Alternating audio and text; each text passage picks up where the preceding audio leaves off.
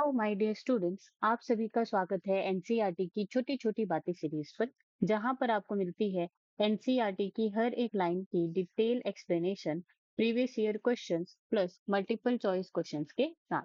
जी हाँ, अगर आप क्लास 11th में हैं, क्लास 12th में हैं या आप एक ड्रॉपर स्टूडेंट हैं जो नीट एग्जाम की प्रिपरेशन कर रहे हैं, तो आप बिल्कुल सही जगह पर आए हैं। जी हाँ, मैं हूँ सरला साहू और आप देख रहे हैं gate science Sarla YouTube channel. तो चलिए शुरू करते हैं हमारा आज का लेक्चर। आज हम पढ़ने जा रहे हैं class 11 biology chapter 14, breathing and exchange of gases. और आज का हमारा टॉपिक होने वाला है regulation of respiration and disorders of respiratory system. इसके अलावा आज हम यहाँ पे पढ़ेंगे chapter summary. Okay, chapter summary भी इंपॉर्टेंट होती है। यहाँ से भी बहुत सारे पॉइंट्स ऐसे होते हैं जो पूरे चैप्टर में नहीं होते और उसको जो है फिर नीट एग्जाम में पूछा जाता है। ओके, तो चैप्टर समरी भी इंपॉर्टेंट होता है पढ़ना एनसीईआरटी में। तो लेक्चर शुरू करने से पहले ध्यान देने वाली बातें, आपके पास आपकी एनसीईआरटी होनी चाहिए प्लस पेन एंड कॉपी होनी चाहिए ताकि हम इंपॉर्टेंट पॉइंट्स को हाईलाइट कर सके, मार्क कर सके। सेकंड, अगर आपको वीडियो स्लो लग रही होगी तो आप इसको 1.25 एक्स स्पीड में इंक्रीज करके देख सकते हैं। चलो स्टार्ट करते हैं। Regulation of respiration. Human beings have a significant ability to maintain and moderate the respiratory rhythm to suit the demands of the body tissue. तो देखो, यहाँ पे जो ह्यूमन बींग्स हैं उनके पास ये एबिलिटी होती है कि वो जो रेस्पिरेटरी रिदम है उसको वो मेंटेन कर सके, मॉडरेट कर सके as per the body tissues demand. ठीक है, जैसे कि अगर आप जब आप क्या कर रहे हो, एक्सरसाइज कर रहे हो, जब आप एक्सरसाइज कर रहे हो या फिर आप रनिंग कर रहे हो, तो तब वहां पर आप पाते हैं कि आपका ये जो रेस्पिरेटरी रिदम है वो जो है क्या हो जाता है, बहुत ज्यादा तेज हो जाता है। आप बहुत तेजी से इंस्पिरेशन एंड एक्सपायरेशन करने लगते हैं वहां पे।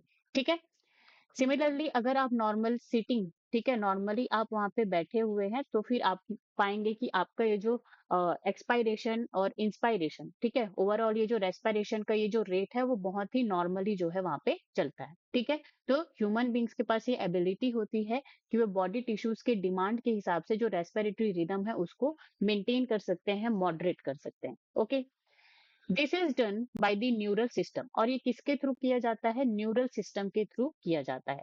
A specialized center present in the medullary region of the brain called respiratory rhythm center is primarily responsible for this regulation. तो यहाँ पे ये जो रेगुलेशन ऑफ रेस्पिरेशन है किसके द्वारा किया जा रहा है? न्यूरॉन्स के द्वारा। ठीक है, अब ये न्यूरॉन्स कहाँ पे प्रेजेंट है? ये न्यूरॉन्स प्रेजेंट है यहाँ पे ब्रेन में। ठीक है, अब ब्रेन में ही बहुत सारे पार्ट होते हैं जिनमें से एक पार्ट है आपका मेड्यूला ऑब्लंगेटा। क्या है? Medulla oblongata. यहाँ पे जो है आपका रेस्पिरेटरी रिदम सेंटर प्रेजेंट होता है। और ये जो रेस्पिरेटरी रिदम सेंटर है ये क्या करता है? Generate basic breathing rhythm. ठीक है, इंस्पायरेशन एंड एक्सपायरेशन। तो बेसिक नॉर्मल जो रेस्पिरेशन जो रेट होता है, ठीक है, जो ब्रीदिंग रिदम होता है वो कौन कंट्रोल करता है? मेड्यूला ऑब्लंगेटा में प्रेजेंट रेस्पिरेटरी रिदम सेंटर। यहाँ तक बात समझ में आई? Now another center present in the pons region of the brain called pneumotaxic center can moderate the function of the respiratory rhythm center. अब देखो, सेकेंड यहाँ पे ब्रेन में पॉन्स वेरोलाइक रीजन होता है जिसमें कि आपको देखने को मिलता है न्यूमोटैक्सिक सेंटर। अब ये जो न्यूमोटैक्सिक सेंटर है ये क्या करता है? मॉडरेट करता है function of the respiratory rhythm centre. ठीक है, तो यहाँ पे ये जो रेस्पिरेटरी रिदम सेंटर है उसको उसके फंक्शन को ये जो न्यूमोटैक्सिक सेंटर है वो क्या कर सकता है? रेगुलेट कर सकता है। यहाँ तक बात समझ में आई? Now neural signal from this center can reduce the duration of inspiration and thereby alter the respiration rate. और ये जो पॉन्स वेरोलाई में प्रेजेंट न्यूमोटैक्सिक सेंटर है ये क्या करता है? इंस्पायरेशन ड्यूरेशन को, ठीक है, रिड्यूस कर देता है, मतलब कि कम कर देता है। और इसकी वजह से क्या होता है? यहाँ पे रेस्पिरेशन रेट में अल्टर होता है। अब देखो, अगर आपका जो इंस्पायरेशन रेट है, ठीक है, इंस्पायरेशन मतलब कि ब्रीद इन, जो आप सांस लेते हैं उसका रेट, उसका जो टाइमिंग है वो क्या होगा? रिड्यूस हो गया। इसका मतलब आपका जो रेस्पिरेशन रेट है वो क्या हो जाएगा? इंक्रीज हो जाएगा। ठीक है, यहाँ तक बात समझ में आई? ओके, अब देखो यहाँ पे जो मेड्यूला ऑब्लंगेटा एंड पॉन्स वेरेलाई है, यहाँ पे फिगर 18.4 है, ये चैप्टर 18 का इमेज है, एनसीईआरटी इमेज। ठीक है, तो यहाँ पे आपको ह्यूमन ब्रेन का सेक्शन प्रोवाइड किया गया है। इसमें आप देख सकते हैं ये जो रीजन, ठीक है, ये जो रीजन है ये क्या है? पॉन्स है। ठीक है, इसी पॉन्स रीजन में, पॉन्स वेरेलाई रीजन में आपको न्यूमोटैक्सिक सेंटर देखने को मिलेगा। ठीक है, सिमिलरली ये जो रीजन है यहाँ पे, ये क्या कहलाता है, मेड्यूला कहलाता है, या मेड्यूला ऑब्लोंगेटा आप कह सकते हैं, और इसी रीजन में आपको जो है रेस्पिरेटरी रिदम सेंटर देखने को मिलेगा। ठीक है, यहाँ तक बात समझ में आई। Now a chemosensitive area is situated adjacent to the rhythm center, which is highly sensitive to carbon dioxide and hydrogen ions. तो यहाँ पे अब एक और एरिया प्रेजेंट है विच इज कीमोसेंसिटिव एरिया। कहाँ पे प्रेजेंट है, मेड्यूला, यानी कि जो रेस्पिरेटरी रिदम सेंटर है उसके एडजेसेंट साइड में। ठीक है, तो ये जैसे ये मेड्यूला है तो यहाँ पे मेड्यूला में क्या प्रेजेंट होगा, रेस्पिरेटरी रिदम सेंटर, तो उसके रेस्पिरेटरी रिदम सेंटर के जस्ट साइड में जो है आपको क्या देखने को मिलेगा, कीमोसेंसिटिव एरिया देखने को आपको मिलेगा। अब ये सेंसिटिव किसके होता है, carbon dioxide and hydrogen ion में ब्लड में जो चेंजेस होते हैं इनके कंसंट्रेशन में। ठीक है, स्पेशली जब कार्बन डाइऑक्साइड का कंसंट्रेशन एंड H प्लस यानी कि हाइड्रोजन आयन का कंसंट्रेशन जब इंक्रीज हो जाता है तब। ठीक है, increase in the substances can activate the centre. तो जब भी carbon dioxide and hydrogen ion का कंसंट्रेशन ब्लड में क्या होगा, इंक्रीज होगा, तब ये जो कीमोसेंसिटिव एरिया है ये क्या होगा, यहाँ पे एक्टिवेट होगा, which in turn can signal the rhythm center to make necessary adjustment in the respiratory process by which these substances can be eliminated.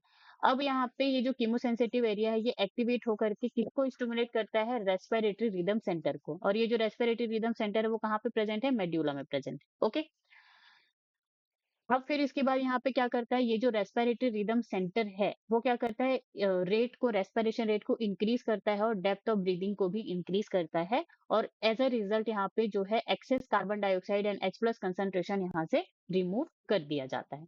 Okay, now receptors associated with aortic arc and carotid artery also can recognize changes in carbon dioxide and hydrogen ion concentration and send necessary signals to the rhythm center for remedial action. अब यहाँ पे aortic arc and carotid artery, तो यहाँ पे ये दोनों भी क्या करते हैं, डिटेक्ट कर लेते हैं किसको, अगर ब्लड में कार्बन डाइऑक्साइड की मात्रा और हाइड्रोजन आयन की मात्रा अगर ज्यादा है तो। ठीक है, ये जो है ये दोनों इस चीज को डिटेक्ट करते हैं और सिग्नल सेंड करते हैं किसको, मेड्यूला को, रेस्पिरेटरी रिदम सेंटर को। फिर उसके बाद यहाँ पे ब्रीदिंग जो है एडजस्ट किया जाता है इसके अकॉर्डिंग। यहाँ तक बात समझ में आई। Now the role of oxygen in the regulation of respiratory rhythm is quite insignificant. अब यहाँ पे ऑक्सीजन का जो रोल है, ठीक है, किसमें, रेस्पिरेटरी रेस्पिरेटरी रिदम सेंटर्स के रेगुलेशन में। ठीक है, ये जो पूरा का पूरा रेस्पिरेशन प्रोसेस है उसके जो रेगुलेशन में ऑक्सीजन का रोल है वो ना के बराबर होता है। ठीक है, इसलिए इसको इनसिग्निफिकेंट यहाँ पे क्या किया जाता है, कंसीडर किया जाता है। यहाँ पे सिग्निफिकेंट रोल किसका किसका है, आपका carbon dioxide and H plus ion का, हाइड्रोजन आयन का। यहाँ तक बात समझ में आई। चलो आगे बढ़ते हैं। Disorders of respiratory system.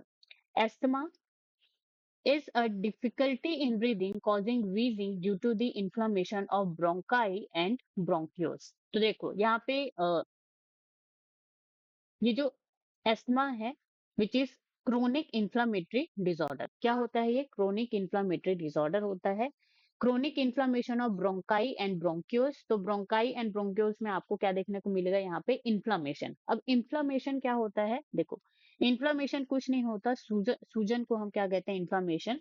It is the body's natural defence response to injury, infection और इरिटेशन। ठीक है, कोई भी अगर इंजरी है या इन्फेक्शन है बॉडी के अंदर, ठीक है, वहां पे कुछ किसी हार्मफुल पार्टिकल को लेकर के इरिटेशन है, तो वहां पे जो है बॉडी एज अ रिस्पॉन्स क्या करता है, वहां पे जो है इन्फ्लामेट कर देता है, उस वहां पे वो जो पोर्शन है उसमें सूजन आ जाती है। ठीक है, when something harms your tissue जैसे कि bacteria, virus, cut, burn, allergy, your immune system sends cells and chemicals to protect and heal the area। For example यहाँ पे कोई हार्मफुल पार्टिकल आया या बैक्टीरिया या वायरस आया, तो यहाँ पे जो भी हमारे बॉडी का इम्यून सिस्टम है, ठीक है, इम्यून सिस्टम जो है बहुत सारे सेल्स को यहाँ पर भेजता है ताकि वो उससे क्या कर सके, छुटकारा पा सके। ठीक है, तो यहाँ पे जब इतने सारे सेल्स एक्यूमुलेट हो जाते हैं तो वो एज अ इंफ्लामेशन इसको कंसिडर किया जाता है। ओके, नाउ फीचर की बात करें तो यहाँ पे आपको दो तरह के इन्फ्लेमेशन देखने को मिलते हैं, एक है एक्यूट इन्फ्लेमेशन और एक है क्रोनिक इन्फ्लेमेशन। तो एक्यूट का जो ड्यूरेशन होता है वो कैसा होता है, शॉर्ट टर्म होता है। ठीक है, ऑन सेट मतलब कि सडन होता है, अचानक से। Effect on tissue usually no permanent damage, कोई भी परमानेंट डैमेज नहीं होता। एग्जाम्पल इंजरी, इन्फेक्शन और इंसेक्ट बाइट। अगर आपको फॉर एग्जांपल किसी इंसेक्ट ने आपको काट लिया, ठीक है? तो वहां पे जो इन्फ्लेमेशन होगा वो एक्यूट होगा, मतलब कि वो थोड़े समय के लिए होगा और वो अचानक होगा। जब इंसेक्ट बाइट किया तभी फिर थोड़े टाइम के लिए वो ठीक हो जाएगा। तो वहां पे यूजुअली नो परमानेंट डैमेज कुछ नहीं होता। अब यहीं पे अगर क्रोनिक इन्फ्लेमेशन हो, तो क्रोनिक इन्फ्लेमेशन जो है लॉन्ग टर्म तक रहता है, ठीक है? और ये बहुत ही स्लो होता है। इट कैन डैमेज टिश्यूज, ठीक है? ये टिश्यूज को ऐसे डैमेज करते हैं कि वो जो है उनका जो फिर से ठीक होना हो पाना जो है बहुत ही मुश्किल होता है, ठीक है? इरिवर्सिबल डैमेज ये करते हैं, जैसे कि अर्थराइटिस, अस्थमा एंड ट्यूबरकुलोसिस, इन सारी बीमारीज में होता है। ओके, तो यहाँ पे अब हम यहाँ पे देखेंगे अस्थमा क्या है, क्रोनिक, ठीक है, लॉन्ग टर्म वाला जो है इन्फ्लामेटरी डिसऑर्डर है। यहाँ पे इन्फ्लामेशन कहाँ पे होती है, सूजन कहाँ पे होती है, ब्रोंकाई एंड ब्रोंक्यूल्स में आपको देखने को मिलते हैं, ठीक है? यहाँ तक बात समझ में आई? जैसे कि ये जो ब्रोंकाई एंड ब्रोंक्यूल्स क्या है, ट्यूब लाइक स्ट्रक्चर है, तो ये जो आपको ब्रोंकाई एंड ब्रोंक्यूल्स यहाँ पे दिख रहे हैं, ये कैसे हैं, हेल्दी है, ठीक है? मतलब कि यहाँ पे जो आप देख सकते हो बहुत बड़ा यहाँ पे कैविटी प्रेजेंट है। लेकिन जैसे ही यहाँ पे क्या हो, कोई भी हार्मफुल पार्टिकल यहाँ पे आकर के क्या हो, लंबे समय तक वो जो है जमता जाए वहां पे, तो इस तरह से आपको जो है यहाँ पे सूजन देखने को मिलती है, और ये जो सरफेस एरिया है वो क्या हो जाता है, यहाँ पे रिड्यूस हो जाता है। Okay, causes narrowing of Airways, तो ये जो एयरवेज है उसको नैरो कर देता है, छोटा कर देता है। Symptoms, difficulty in breathing, wheezing sound आपको देखने को मिलता है, coughing and tightness in chest, triggered by allergens जैसे कि dust, pollen, smoke, pollutants and cold air, airways become hyper responsive. Okay, तो ये क्या हो गया अस्थमा के बारे में। आपको क्या रखना, याद रखना है कि ब्रोंकाई एंड ब्रोंक्यूल्स है उसमें जो है इन्फ्लेमेशन होता है। Emphysema is a chronic disorder, again long-term damage, in which alveolar walls are damaged, due to which respiratory surface is decreased. One of the major cause of the cigarette smoking, ठीक है? Smoking से आपको याद रखना है emphysema disease. अब ये जो इम्फाइसेमा डिजीज है, इसको और क्या बोला जाता है, chronic obstructive pulmonary disease, COPD. तो ये जो है मेनली जो है सिगरेट स्मोकिंग से कॉज होता है ये, ठीक है? एल्वुलर वॉल्स आर डैमेज, तो यहाँ पे क्या होता है, एल्वोलाई, यहाँ पे ये जैसे क्या है, एल्वोलाई है, ठीक है? तो ये एल्वोलाई का जो वॉल है वही क्या हो जाता है, डैमेज हो जाता है। अब एल्वोलाई का वॉल डैमेज हो गया मतलब कि decrease the respiratory surface area. अब देखो, ये जो लंग्स हैं, तो लंग्स में एल्वोलाई क्यों फॉर्म, देखो यहाँ पे ये जो है ट्रैकिया हो गया, ठीक है? फिर प्राइमरी, फिर यहाँ पे जो है आपको देखने को मिलता है, ठीक है, प्राइमरी एंड सेकेंडरी ब्रोंकाई। फिर उसके बाद वो फिर से और डिवाइड होते हैं, फिर वो ब्रोंक्योल्स में, फिर ब्रोंक्योल्स जो है लास्ट में इस तरह से बल्ब लाइक स्ट्रक्चर बनाते हैं, जिसको क्या बोला जाता है, एल्वेलाई। तो एल्वेलाई यहाँ पे लंग्स में होता किस लिए है, ताकि वो क्या कर सके, सरफेस एरिया को इंक्रीज कर सके। क्यों सरफेस एरिया को इंक्रीज कर सके, ताकि अगर ज्यादा से ज्यादा सरफेस एरिया होगा तभी तो ज्यादा से ज्यादा जो ऑक्सीजन एंड कार्बन डाइऑक्साइड का जो गैसेस एक्सचेंज है वो ज्यादा हो पाएगा। अब यहाँ पे जो एल्वेलाई का जो वॉल है वही ही डैमेज हो जा रहा है, इसका मतलब जो रेस्पिरेटरी सरफेस एरिया है वो यहाँ पे क्या हो जाता है, डिक्रीज हो जाता है। और लंग्स जो होते हैं वो अपना इलास्टिसिटी को खो बैठते हैं। ओके, सिम्टम्स क्या है, shortness of breath, difficulty in gas exchange. और ये जो इम्फाइसेमा है ये कैसा होता है, इरिवर्सिबल कंडीशन होता है, इसीलिए से नो टू स्मोकिंग, ठीक है? अगर आपको एक बार ये बीमारी हो गई तो हो गई, आप इसको फिर से रिवर्स नहीं कर सकते। यहाँ तक बात समझ में आई? चलो, तो ये भी क्या है, एक क्रोनिक डिसऑर्डर है, लॉन्ग टर्म में जो है आपको ये देखने को मिलेगा, सडन जो है इसका इफेक्ट आपको देखने को नहीं मिलता है। Okay, now occupational respiratory disorders. In certain industries, especially those involving grinding or stone breaking, so much dust is produced that the defense mechanism of the body cannot fully cope with the situation. अब देखो, ये क्या है, occupational respiratory disorder. तो ऐसे occupation जैसे कि grinding और स्टोन ब्रेकिंग इंडस्ट्रीज में जो लोग काम करते हैं, ठीक है, तो उन लोग क्या करते हैं, यहाँ पे ये जो छोटे छोटे हार्मफुल पार्टिकल्स होते हैं उसके लॉन्ग एक्सपोजर में ये जो है रहते हैं। तो ये जो डिसऑर्डर है, it is caused by long term exposure of harmful particles at work place. अब ये हार्मफुल पार्टिकल्स कौन से हो सकते हैं, इनहेलेशन ऑफ हार्मफुल पार्टिकल्स जैसे कि सिलिका, सिलिकोसिस होगा, एस्बेस्टोस तो एस्बेस्टोसिस होगा, कॉटन डस्ट तो बाइसिनोसिस होगा। ओके, तो ये सारे हार्मफुल पार्टिकल्स को आप क्या करते हो, इनहेल करते हो, ठीक है? फिर उसके बाद यहाँ पे जैसे ही आप ये सारे पार्टिकल्स को इनहेल करते हो तो वहां पे इन्फ्लामेशन होता है। इन्फ्लामेशन जो है फाइब्रोसिस में कन्वर्ट हो जाता है और ये क्या करता है, लंग्स फंक्शन को रिड्यूस करता है। अब देखो, ये जो फाइब्रोसिस है वो क्या होता है, irritant particles enter the lungs. देखो यहाँ पे जो है आपका जो है लंग्स प्रेजेंट है, लंग्स में यहाँ पे जो है आपका एल्वेलाई जो है प्रेजेंट है, ठीक है। अब यहाँ पे क्या हुआ, कोई हार्मफुल पार्टिकल है वो किया यहाँ पे एंटर हुआ। अब यहाँ पे इन्फ्लामेशन होगा। इन्फ्लामेशन कैसे होता है, जैसे मैंने आपको बताया कि जैसे ही कोई हार्मफुल पार्टिकल आपकी बॉडी में आता है वैसे ही इम्यून सिस्टम एक्टिव हो जाता है, और इम्यून सिस्टम में बहुत सारे सेल्स होते हैं जो कि यहाँ पे आकर के क्या करते हैं, इस हार्मफुल पार्टिकल से छुटकारा पाने की कोशिश करते हैं, ठीक है। तो यहाँ पे क्या होता है, यहाँ पे इन्फ्लेमेशन होता है, यहाँ पे जो फाइब्रोब्लास्ट होते हैं वो क्या हो जाते हैं, एक्टिवेट हो जाते हैं। और हमें पता है फाइब्रोब्लास्ट क्या करते हैं, कोलेजन फाइबर को सिक्रीट करते हैं, ठीक है। ये चीज हमने कहाँ पे पढ़ी थी, एनिमल टिश्यू एंड ऑर्गेनाइजेशन वाले चैप्टर में, आई थिंक चैप्टर 7। ओके, तो यहाँ पे क्या होता है कि एक्सेस कोलेजन डिपोजिशन हो जाता है कहाँ पे, एल्वोलाई के वॉल में। तो इसी को ही बोला जाता है proliferation of the fibrous tissue. क्या बोला जाता है, proliferation of fibrous tissue, fibrous tissue का बनना, ठीक है। प्रोलिफरेशन का मतलब क्या होता है, न्यू सेल्स का बनना। ओके, फिर इसके बाद अगर एल्वेलाई में इस तरह से बहुत ज्यादा क्या हो, फाइब्रस टिश्यू यहाँ पे जमा हो जाए, तो ये जो एल्वेलाई का जो वॉल होता है वो थिक हो जाता है और स्टिफ हो जाता है, टाइट हो जाता है, जिसकी वजह से जो भी गैसेस एक्सचेंज है वो क्या हो जाता है, यहाँ पे डिक्रीज हो जाता है। यहाँ तक बात समझ में आई। तो इसी को ही क्या बोला जाता है, फाइब्रोसिस कहा जाता है। तो यहाँ पे लिखा है, long exposure can give rise to inflammation leading to the fibrosis. Fibrosis का मतलब proliferation of the fibrous tissue. ये समझ में आया कि कैसे इरिटेंट पार्टिकल्स बॉडी के अंदर एंटर किया लंग्स में, फिर वहां पे इन्फ्लामेशन होगा, फाइब्रोब्लास्ट जो सेल्स हैं वो एक्टिवेट होकर के बहुत ज्यादा कोलेजन डिपोजिशन होगा, ठीक है। That is proliferation of the fibrous tissue. Alveoli wall जो है थिक एंड स्टिफ बन जाएंगे, ठीक है, और गैसेस एक्सचेंज जो है वहां पे डिक्रीज हो जाएगा, and thus causing serious lung damage. Workers in such industries should wear protective mask. तो यहाँ पे जो भी वर्कर्स होते हैं उनको जो है प्रोटेक्टिव मास्क प्रोवाइड कराया जाना चाहिए। तो ये क्या हो गया, ऑक्यूपेशनल रेस्पिरेटरी डिसऑर्डर। तो आपको यहाँ पे ये जो फाइब्रोसिस है ये आप इसके बारे में आपको ध्यान रखना है। ओके, अब यहाँ पे जो है आपके लिए ये टेबल है, जैसे कि ये एस्मा, अस्थमा में जो है आपका cause allergens and pollution. Okay, narrowing of bronchi and bronchioles, ठीक है, ये जो इमेज है वो।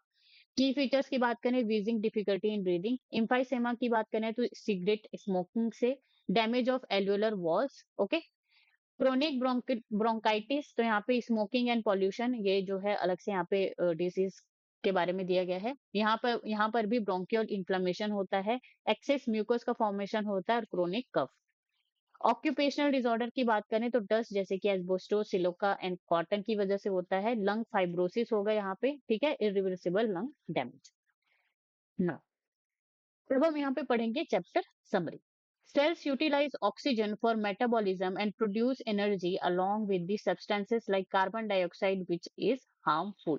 तो सेल्स यहाँ पे क्या करती हैं, ऑक्सीजन को यूटिलाइज करती हैं किसमें, मेटाबॉलिज्म में। मतलब कि जो फूड यहाँ पे सेल्स में होता है उसको तोड़ने के लिए यहाँ पे ऑक्सीजन का यूज किया जाता है, बदले में यहाँ पे कार्बन डाइऑक्साइड एंड एनर्जी जो है यहाँ पे रिलीज होती है, ठीक है।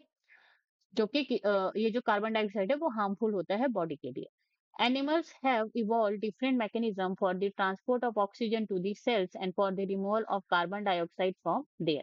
तो एनिमल जो है बहुत ज्यादा इवॉल्व कर गए हैं, ठीक है। और यहाँ पे जो है आपको मैकेनिज्म देखने को मिलता है जिसमें जो है ऑक्सीजन जो है सेल तक ट्रांसपोर्ट किया जाता है, फिर उसके बाद वहां पे जो भी कार्बन डाइऑक्साइड प्रोड्यूस होती है उसको वहां से बाहर निकाला जाता है। We have a well-developed respiratory system comprising two lungs and associated air passage to perform this function. तो यहाँ पे जो है हमारे पास ये फंक्शन करने के लिए, मैकेनिज्म के लिए respiratory system, well developed respiratory system present है जिसमें टू लंग्स प्रेजेंट है और उसके साथ यहाँ पे एयर पैसेज भी प्रेजेंट है। Okay, the first step in the respiration is breathing, by which atmospheric air is taken in, which is respiration, and alveolar air is released out, that is expiration. तो यहाँ पे जो है respiration में step दिया गया है। तो पहला स्टेप यहाँ पे क्या है कि जो एटमॉस्फेरिक एयर है वो टेकन इन, बॉडी के क्या किया जाता है, अंदर, ठीक है, इनसाइड दी बॉडी आपको जो है यहाँ पे लिया जाता है, दैट इज इंस्पायरेशन। एंड फिर उसके बाद जो भी एलोलाई का एयर है उसको जो है बाहर निकाला जाता है एटमॉस्फेयर में, that is expiration. exchange of oxygen and carbon dioxide between deoxygenated blood and alveoli। और यहाँ पे जैसे ही आप क्या करते हो यहाँ पे, एक मिनट, देखो यहाँ पे आपने क्या किया,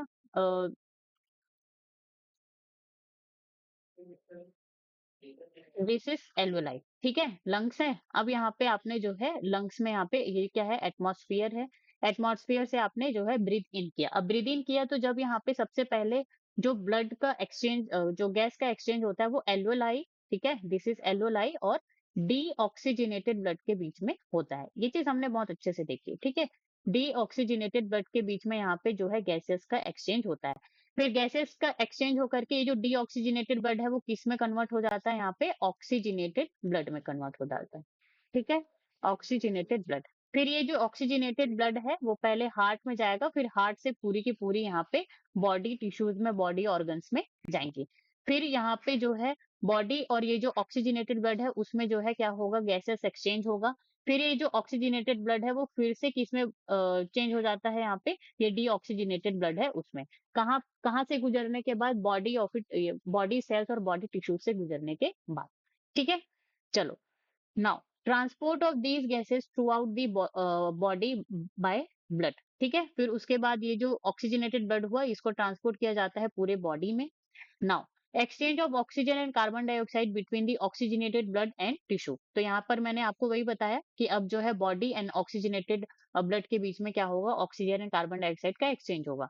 and utilisation of oxygen by the cell, cellular respiration are the other steps involve. और फिर यहाँ पे ये जो ऑक्सीजनेटेड ब्लड जो बॉडी और सेल्स को, बॉडी सेल्स या टिश्यूज को जो ऑक्सीजन दी है इसका यूज कहाँ पे किया जाएगा, रेस्पिरेशन प्रोसेस में किया जाएगा, ठीक है। Now inspiration and expiration are carried out by creating pressure gradients between the atmosphere and the alveoli with the help of specialized muscle intercostal and diaphragm। तो हमने मैकेनिज्म ऑफ ब्रीदिंग में हमने पढ़ा था कि कैसे वहां पे प्रेशर ग्रेडियंट क्रिएट किया जाता है एटमॉस्फेयर एंड लंग्स के बीच में, जिसको आप बोल सकते हो between the lungs and the alveoli, ठीक है। किसके हेल्प की वजह से, यहाँ पे स्पेशलाइज मसल होते हैं विच इज इंटरकोस्टल मसल, जो कि रिप्स में वहां पे आपको in between the ribs present होते हैं। इंटरकोस्टल मसल कहाँ पे प्रेजेंट होते हैं, in between the ribs, okay. And यहाँ पे फिर diaphragm. Now, volumes of air involved in these activities can be estimated with the help of spirometer and are of clinical significance। तो ये जो वॉल्यूम ऑफ एयर है जो कि ये सारी एक्टिविटीज में इन्वॉल्व होती है, इसको जो है एस्टिमेट किया जा सकता है किससे, एस्पायरोमीटर के थ्रू, और इसको जो है यूज किया जा सकता है क्लिनिकल डायग्नोसिस में। Now, exchange of oxygen and carbon dioxide in the alveoli and tissues occurs by diffusion। तो यहाँ पे जो exchange of, यहाँ पे हमने जो पढ़ा कि ये जो alveoli है एंड deoxygenated blood है, ठीक है, और यहाँ पे ऑक्सीजनेटेड ब्लड है और बॉडी टिश्यू है। यहाँ पे ये जो गैसियस एक्सचेंज जो हो रहा है वो कौन से प्रोसेस से हो रहा है, bye diffusion. That is the very very important concept, ठीक है, bye diffusion. Rate of diffusion depend on the partial pressure of gradient of oxygen which is PO2 and partial pressure of carbon dioxide, ठीक है, and their solubility as well as the thickness of the diffusion surface। तो यहाँ पे ये जो diffusion rate है कि कितनी जल्दी यहाँ पे ये जो गैसेस हैं वो डिफ्यूज होंगी, वो किस पे डिपेंड करता है, वो डिपेंड करेगा partial pressure of oxygen and carbon dioxide, ठीक है। सॉल्युबिलिटी ऑफ द गैस, यहाँ पे हमने देखा था कि कार्बन डाइऑक्साइड की सॉल्युबिलिटी क्या होती है, ज्यादा होती है, 20 to 25 टाइम्स जो है ज्यादा होती है as compared to oxygen. Solubility का मतलब है कि ये जो गैस है, ठीक है, कोई भी गैस, जैसे कि यहाँ पे ऑक्सीजन कार्बन डाइऑक्साइड ले लो, वो किसमें, या तो ब्लड में या फिर वाटर में, ठीक है, किसी भी लिक्विड में कितना जल्दी वहां पे मिक्स होती है, दैट इज सॉल्युबिलिटी। तो कार्बन डाइऑक्साइड का सॉल्युबिलिटी यहाँ पे क्या होता है, ज्यादा होता है एज कम्पेयर टू ऑक्सीजन। और thickness of the diffusion surface, तो यहाँ पे हमने क्या क्या पढ़ा था, डिफ्यूजन सरफेस में एल्वेलाई होता है, यहाँ पे फिर क्या होता है, बेसमेंट मेम्ब्रेन होता है, बेसमेंट सब्सटेंस। फिर उसके बाद यहाँ पे क्या होता है, कैपिलरीज, ब्लड कैपिलरी होती है, ठीक है। फिर यहाँ पे ये जो वॉल है, एल्वेलाई का वॉल है, बेसमेंट मेम्ब्रेन हो गया, और यहाँ पे ये क्या हो गया, कैपिलरी। तो ये तीनों का थिकनेस जो है लेस देन 1 मिलीमीटर आता है। तो ये जो है थिकनेस में भी क्या करता है, डिपेंड करता है। These factors in our body facilitate diffusion of oxygen from the alveoli to the deoxygenated blood as well as from the oxygenated blood to the tissues. The factors are favorable for the diffusion of carbon dioxide in the opposite direction from tissue to alveoli. तो देखो ये सारे जो factors हैं वो हमारे body में क्या करते हैं, ऑक्सीजन को डिफ्यूज करते हैं कहाँ से कहाँ, एल्वेलाई टू डीऑक्सीजनेटेड ब्लड में। ठीक है, जैसे कि हमने देखा एल्वेलाई ऑक्सीजन कहाँ से कहाँ जाएगा, एल्वेलाई से डीऑक्सीजनेटेड ब्लड में। ठीक है, और वो कहाँ से कहाँ जाएगा, ऑक्सीजनेटेड ब्लड टू टिश्यू। ठीक है, यहाँ पे ये जो ऑक्सीजनेटेड ब्लड है वहां से टिश्यू में जाएगा। तो यहाँ पे आप इसको इस तरह से लिख भी सकते हैं क्या, कि ऑक्सीजन जो है डिफ्यूज हो रहा है, ऑक्सीजन डिफ्यूज होगा कहाँ कहाँ पे, ऑक्सीजन डिफ्यूज होगा एल्वेलाई टू डीऑक्सीजनेटेड ब्लड। ठीक है, एल्वेलाई टू डीऑक्सीजनेटेड ब्लड और oxygenated blood, oxygenated blood to tissue. तो यहाँ पे आपका जो है ऑक्सीजन का डिफ्यूजन देखने को मिलेगा और कार्बन डाइऑक्साइड का जो डिफ्यूजन है वो अपोजिट डायरेक्शन में होगा टिश्यू टू एल्वेलाई। ठीक है, तो यहाँ पे जो टिश्यूज हैं, तो यहाँ पे जो क्या है टिश्यूज हैं वो क्या करेंगी, कार्बन डाइऑक्साइड को क्या करेंगे, डिफ्यूज करेंगे किसमें, ब्लड में, और फिर इसको जो है एल्वेलाई तक पहुंचाया जाएगा और एल्वेलाई से ये जो है बॉडी से रिलीज आउट कर दी जाएंगे। यहाँ तक बात समझ में आई। चलो, oxygen is transported mainly as the oxy haemoglobin. तो यहाँ पे जो ऑक्सीजन होता है वो कैसे ट्रांसपोर्ट किया जाता है, mainly as the oxy haemoglobin. ठीक है, in the alveoli where partial pressure of oxygen is higher, oxygen gets bound to the hemoglobin, which is easily dissociated at the tissue where partial pressure of oxygen is low and partial pressure of carbon dioxide and H plus concentration are high. तो यहाँ पे क्या बोला जा रहा है कि oxygen जो है जब एल्वेलाई से वो किस में जाता है, डीऑक्सीजनेटेड ब्लड में क्या हो रहा है यहाँ पे, वो डिफ्यूज हो रहा है। ठीक है, तो इस टाइम पे एल्वेलाई में जो पार्शियल प्रेशर ऑफ ऑक्सीजन है वो क्या होता है, ज्यादा होता है, वेयर ओके, और इसीलिए फिर ये क्या करता है, डीऑक्सीजनेटेड ब्लड में ये जो है एंटर करके हीमोग्लोबिन से बाइंड करता है और हीमोग्लोबिन से बाइंड करके ये ऑक्सी हीमोग्लोबिन बनाता है। फिर उसके बाद ये जो HbO2 यहाँ पे बनेगा ऑक्सी हीमोग्लोबिन, वो डिसोसिएट होता है कहाँ पे, टिश्यू के पास जाकर के डिसोसिएट होता है कहाँ पे, एट टिश्यू लेवल। अब इस टिश्यू के पास क्या दिक्कत है, टिश्यू के पास क्या होता है, टिश्यू में ऑक्सीजन अब क्या होता है, लेस होता है, partial pressure of carbon dioxide ज्यादा होता है और H प्लस कंसंट्रेशन भी यहाँ पे क्या होता है, ज्यादा होता है। तो ये सारी जो चीजें हैं वो डिसोसिएशन को फेवर करती हैं, किसके, ऑक्सी हीमोग्लोबिन के डिसोसिएशन को। ये बात हमने बहुत अच्छे से समझी है।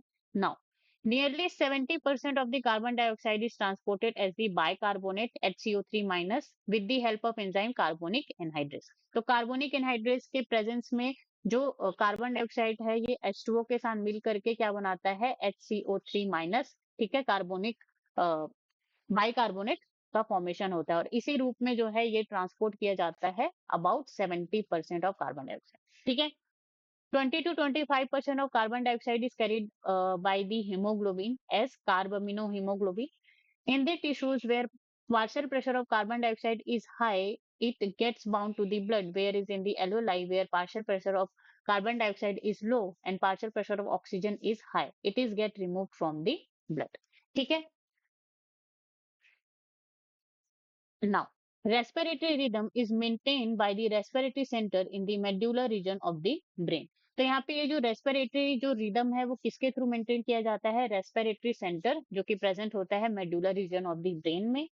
अ pneumotaxic center in the pons region, और न्यूमोटैक्सिक सेंटर प्रेजेंट होता है पॉन्स रीजन में of the brain. And a chemosensitive area in the medulla, और ये जो कीमोसेंसिटिव एरिया है वो भी मेडुला में ही प्रेजेंट होता है, लेकिन कहाँ पे प्रेजेंट होगा, ये जो रेस्पिरेटरी रिदम सेंटर होगा उसके जस्ट बगल में। ठीक है, can alter the respiratory mechanism, और ये सारे क्या करते हैं, रेस्पिरेटरी मैकेनिज्म को अल्टर करने की कैपेसिटी रखते हैं। ठीक है, चलो, तो ये जो चैप्टर है ये हमारा कंप्लीट हो गया है। अब हम इसके सिर्फ और सिर्फ क्या लगाएंगे, क्वेश्चंस लगाएंगे। Okay, so thank you so much guys for the watching. अगर आपको वीडियो अच्छी लगी हो तो like, comment, share and subscribe कीजिए चैनल को। Stay tune on get science Sarla YouTube channel.